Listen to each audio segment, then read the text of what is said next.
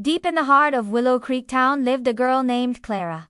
She wasn't like the other children. She didn't love running and playing tag or jumping rope at recess. In fact, the only thing she loved more than her teddy bear, Mr. Snuggles, was books. You could often find Clara sitting by the window of the old library on Oak Street, nose deep in a story. The musty scent of old paper made her feel all warm and fuzzy inside, like a cup of hot chocolate on a cold winter's day. She knew every nook and cranny of that library, every creaky step on the ladder, every page in every book, and she would have been happy to stay there forever if she could have. But Clara had a secret. She was a little shy and sometimes felt a bit lonely. She longed to share her love of books and stories with someone, anyone, but just couldn't bring herself to speak to the other children. "It's all right," she told herself as she skipped home one day. "I have my books and Mr. Snuggles. What more could I possibly need?" Little did she know that that very day, an amazing new adventure was about to begin. The next afternoon, Clara went back to the library. As she reached for a picture book on a low shelf, she spied something incredible. A little bundle of dust, no bigger than her thumb, scurried out from under the shelf. It had 2 tiny eyes and a fluffy tail. Startled at first, Clara soon began to smile. Then, before she knew it, she was fast friends with a whole family of Dust Bunnies. There was Flick, the fast one, who zipped around the library at lightning speed. Fluff, the biggest one, who liked to snuggle up on laps while people read. And Dusty, the shyest one, who hid behind the others, peeking out with his 2 sparkly eyes. Clara loved playing with her new friends, especially when the library was closed and the tall shelves were bathed in moonlight. They would race across the wooden floor, jump over discarded magazines, and hide in between the heavy, leather-bound books. Sometimes they even pretended the Dewey Decimal System was a jungle gym. "Wee!" squealed Clara one night as she climbed the ladder. "This is so much fun!" But suddenly, right before their eyes, the moon vanished behind a cloud, plunging the library into darkness.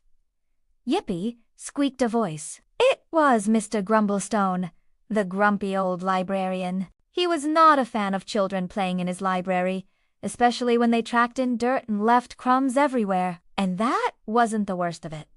Just then, he tripped over a toy truck and crashed to the floor with a loud crash. "Oh, I'm too old for this," he grumbled, shaking his head. "It's time for me to retire. These days, nobody wants to read old books anymore. Everything must go." At that, Mr. Grumblestone picked up a large box and started throwing out picture books, one by one. "Wait," cried Clara. "What are you doing? Those books aren't old. I read those every week."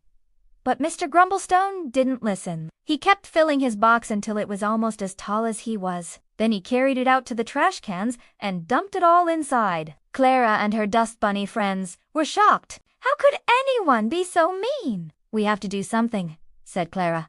She thought for a moment.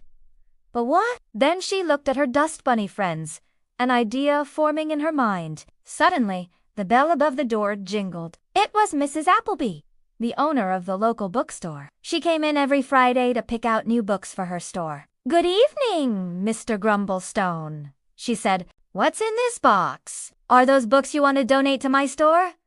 "No," snapped Mr. Grumblestone. "These books are trash. They're old and nobody wants them anymore. I'm going to throw them away." Mrs. Appleby gasped. "Oh, don't do that. Old books are treasures.